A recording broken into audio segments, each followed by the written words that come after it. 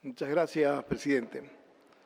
Bueno, hago mías las expresiones de las distintas senadoras, senadores, en este homenaje que el Senado de la Nación Argentina le está haciendo al Papa Francisco, sucesor de Pedro, el sucesor 266, prácticamente como dijo el senador Lustó, en 2000 años de historia cristiana. Y la misión, continuar evangelizando al mundo, y obviamente como sucesor de Pedro, llevar la palabra de Cristo a los confines de la tierra. Pedro, como él decía, hijo de Dios, siervo de Dios, discípulo de Cristo. Es notable, hoy el Evangelio habla, en la lectura de hoy, habla de San Pedro, en la proclamación que hizo San Pedro, y también habla de la aparición en Emaús, ¿verdad? ¿Y cómo fue el encuentro de Jesús con Pedro?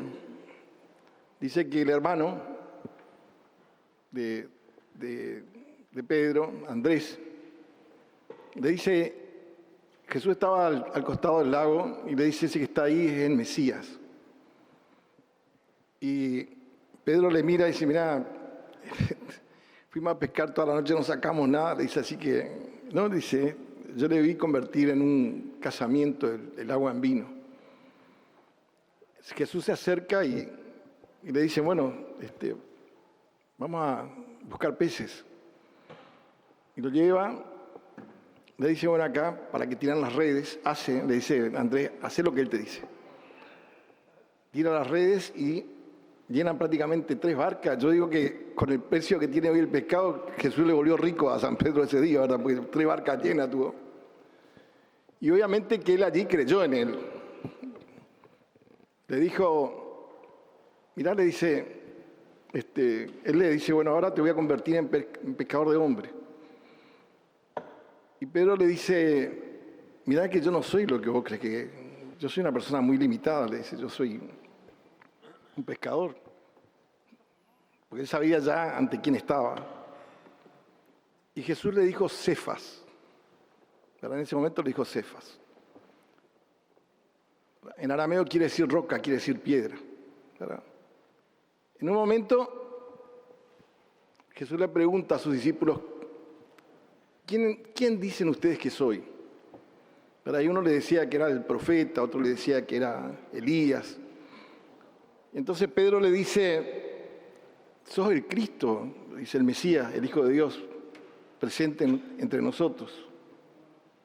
Y entonces ahí le ratifica a Jesús, le dice, vos sos Pedro, le dice, sos piedra, sos Cefas. Y sobre esta piedra edificaré mi iglesia. La verdad que yo tuve la bendición de conocer Tierra Santa y Pedro le acompañó prácticamente en todo el camino a Jesús. ¿Verdad? Desde el Sermón de la Montaña, que es donde prácticamente él inicia su ministerio en Nazaret, ¿verdad? Donde prácticamente es expulsado, cuando dice que las palabras se cumplieron hoy. Y le dice, bueno, dice, eso se va a cumplir cuando venga el Mesías. Y bueno, dice, el reino de Dios está delante de ustedes, le dice. Y lo echan de Nazaret. Por eso él va, ¿verdad? A Cafarnaúm.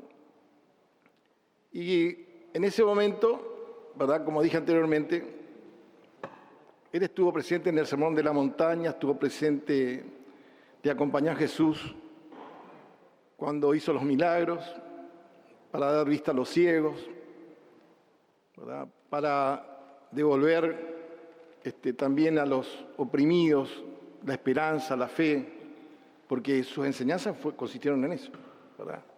Por ejemplo, el Sermón de la Montaña no tiene desperdicio, y el Padre Nuestro, que es lo que rezamos 2000 años después todos los cristianos, prácticamente fue en ese momento en el Sermón de la Montaña.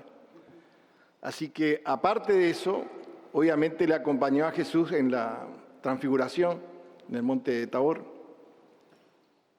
Y después, diría yo también en Betania, cuando le resucita a Lázaro, que fue algo muy fuerte. Y cuando hablamos de la fe, el centurión dice, no vi fe más grande que la del centurión. Dice, vos decís una sola palabra, dice, y mi siervo será salvo.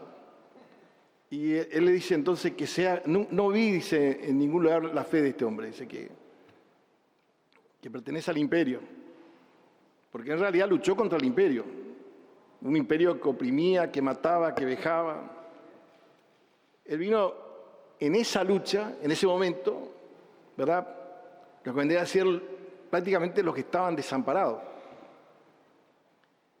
Y digo, por ejemplo, en la última cena, cuando Jesús habla, le dice, ahora voy a ir, le dice, a la casa de mi Padre, donde hay muchas habitaciones, a guardar un lugar para ustedes. Entonces Tomás, que era el discípulo menos creyente, le dice, pero ¿quién nos va a mostrar el camino?, le dice. Y Jesús le dice, yo soy el camino, la resurrección y la vida. El que cree en mí no morirá jamás. Bueno, esto predicaba Francisco, ¿verdad? Porque también decía Jesús que cuando le interrogaron, ¿qué es lo que, la pregunta que nos hacemos? ¿Somos carne y espíritu o somos solamente carne? ¿Somos polvo? ¿Somos espíritu? Y él decía, ellos viven en la vida del espíritu. Pasan a la vida del espíritu. Esa es la explicación de Jesús con respecto. Y hoy Francisco está en la vida del espíritu que él predicó. En la vida del espíritu que él predicó. Y aparte, en ese momento de la cena, le dice a Pedro, el diablo Satanás te va a zarandear, le dice a Pedro. Y le dice, no, yo voy a estar contigo hasta la muerte, le dice. ¿Verdad? Estoy dispuesto a ir contigo hasta la muerte, a la cárcel y a la muerte. Y él le dijo, antes que cante el gallo me vas a negar 3 veces, le dice. Bueno, esa fue la parte donde, después del Monte de los Olivos, cuando él va, ¿verdad?, a la acusación que le hacía el Sanedrín, Pedro le niega 3 veces. Y tal es así que él, no le acompañó en la pasión, que está reflejada en las 14 estaciones que hacemos en Semana Santa. Porque en la cruz estuvo su madre, la madre obviamente lo máximo, ¿verdad? Lo acompañó, lo vio nacer, lo cuidó, lo llevó a Egipto, ¿verdad? Le dio sus primeros pasos, le acompañó al templo, le acompañó en el lanzamiento de su ministerio, lavó su sangre en la flagelación. Y aparte de eso, obviamente le encontró, dice, en el camino a la cruz, a la crucifixión. Y Pedro siempre se lamentó eso, ¿verdad?, en la parte. Pero en una parte, ¿verdad?, que habló el senador del tema del Espíritu Santo.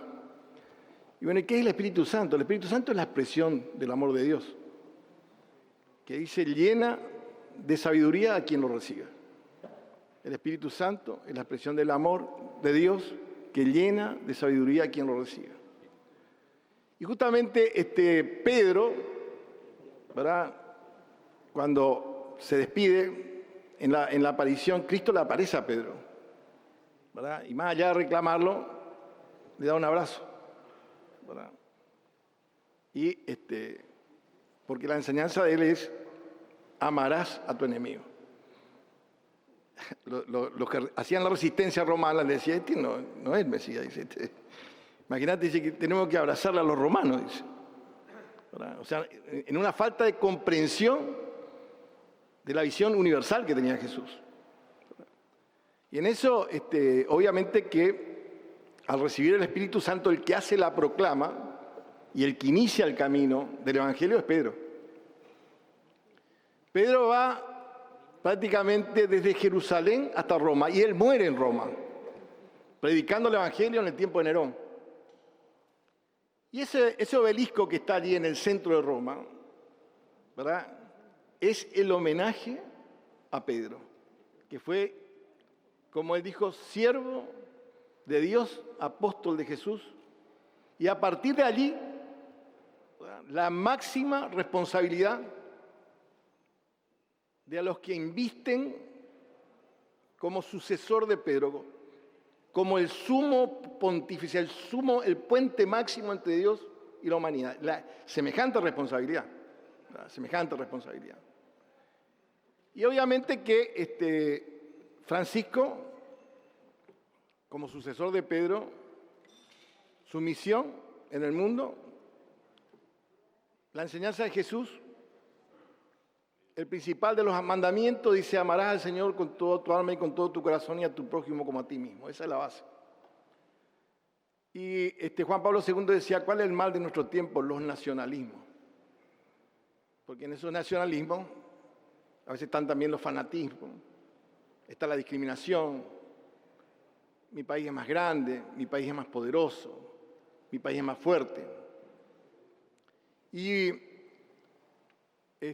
yo digo, las encíclicas, la primera compartió con La Luz de la Fe, que compartió con Ratzinger, Benedicto XVI. Decía una parte del Evangelio, dice: un pueblo que vivía en tinieblas, luz le resplandeció. ¿Verdad? Y realmente él era la luz, ante la oscuridad, la luz del mundo. Y en esa encíclica compartió realmente con Ratzinger, porque prácticamente la hicieron juntos, ¿verdad? Porque la empezó Ratzinger, o sea, Benedicto XVI, y la terminó Francisco. Ahora, hubo entre ellos una relación muy estrecha, ¿verdad? Como Papa emérito, tuvieron un trato verdaderamente de hermanos, porque siempre está esta gente que opina: ¿qué pasará, dice, con un papa que está ahí y el otro papa? Nunca hubo ese tipo de desencuentro. Como una persona que ha sido designado sucesor de Pedro como Ratzinger, y menos como Francisco, que obviamente su visión de la humildad y de lo que es el Espíritu Santo que llena de sabiduría a quien lo recibe, ¿verdad? A quien lo recibe. Y después, bueno, la otra encíclica que habló muy bien acá el senador por Santa Fe, Fratelli Tutti, porque obviamente los cristianos decimos: somos hermanos en Cristo, ¿verdad? Entonces uno quiere lo mejor para el hermano, y obviamente eso ha sido una consigna que vino después de la pandemia, pero anteriormente la docta sí quiere decir: alabado sea Señor, referido a Francisco, ¿verdad? Porque decía la hermana tierra, que hoy hay un cuestionamiento por la utilización, ¿verdad?, de los recursos que hace el capitalismo a mansalva, de la depredación, del aire, del agua, de la tierra, y obviamente que ha sido un motivo realmente de llamada atención esta encíclica que ha hecho el Papa. Y después la última, que Él nos ama, que obviamente el del comportamiento que tuvo Jesús en la cruz, que dice: bueno, perdonale porque no saben lo que hace, que es la expresión de aquellas personas que lo flagelaron, que lo crucificaron. Realmente fue una expresión de amor esa. Decía él: más se le perdona a quien tanto uno ama. ¿Verdad? Una frase muy importante, y lo dijo ahí prácticamente cuando ya estaba muriendo. ¿Verdad? Yo creo que el Papa obviamente que representa una visión global de la humanidad, y su última expresión prácticamente fue el Via Crucis, que yo les recomiendo, no tiene desperdicio, ¿eh? En cada una de las estaciones, de las 14 estaciones, hizo una reflexión. Lo hizo él.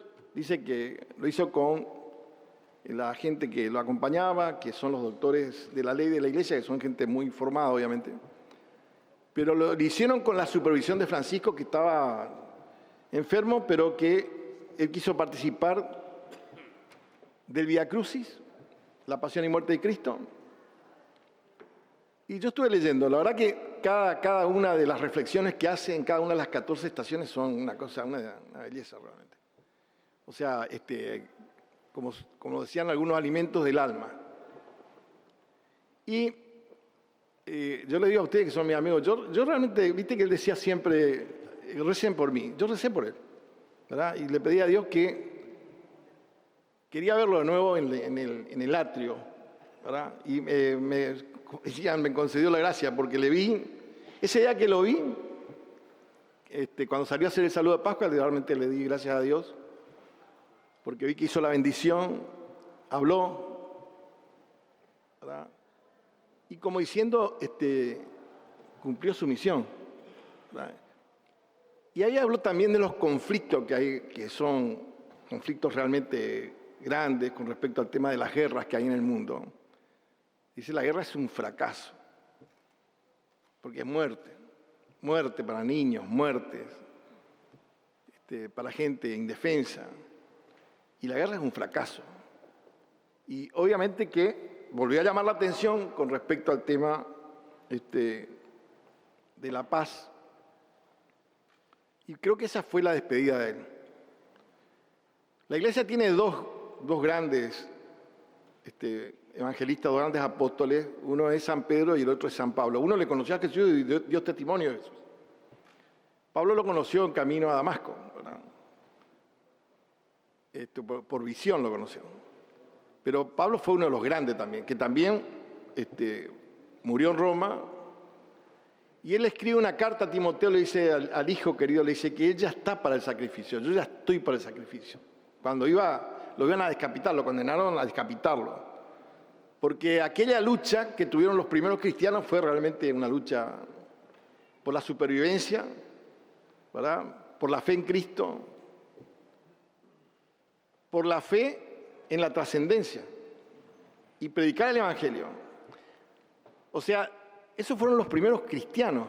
De hecho, que la primera fase de cristianos fue en Antioquía, con Pablo. Y Pablo fue un predicador, un caminante, ¿verdad? Luchó también contra las injusticias del Imperio Romano. Y obviamente, en ese momento, el Imperio Romano lo condenó a muerte y a ser decapitado. Y ese día que él iba a ser decapitado, le mandó un mensaje a Timoteo, que le dice, hijo querido, dice, ya estoy para el sacrificio. Dice. Hoy termina pero di la lucha, dice, di la lucha. Que hoy termina, dice, pero mantuve la fe. Mi fe está intacta. Así que él se va de este mundo y dice, tranquilo. Yo creo realmente que hubo algo de eso también en Francisco, en la última parte, que Dios le dio la sabiduría para hacer esto del Vía Crucis, y para hacer su despedida en el símbolo de la fe cristiana que dice, anunciamos tu muerte y proclamamos tu resurrección. Entonces, obviamente, en eso que es la fiesta, él prácticamente entrega su legado, su visión del mundo, su visión del Evangelio, y esa gente no muere nunca, esa gente permanece. ¿Verdad? Sus enseñanzas permanecen, por eso son inmortales. O sea, siempre lo vamos a tener con nosotros. Ya vive en la vida del Espíritu, así como dijo la senadora, ganamos un santo en el cielo. ¿Verdad? Porque un santo quiere decir que es una persona que prácticamente ha cumplido las enseñanzas. Y la incomprensión que hemos tenido, obviamente porque son peleas pequeñas en las que queríamos que él ingrese, y obviamente él ya tenía otra misión. Una cosa era Bergoglio y otra cosa era Francisco. Bergoglio puede ser que era el arzobispo de acá, pero Francisco ya era la persona designada por el Espíritu Santo para llevar el mensaje a la humanidad. Lo hizo en 65 países, cumplió con su misión y yo también creo que tenemos, perdimos un papa, pero tenemos un santo en el cielo.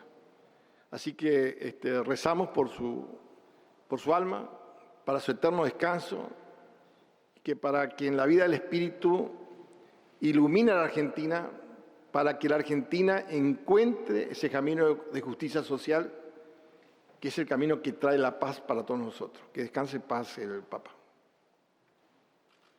Gracias, senador.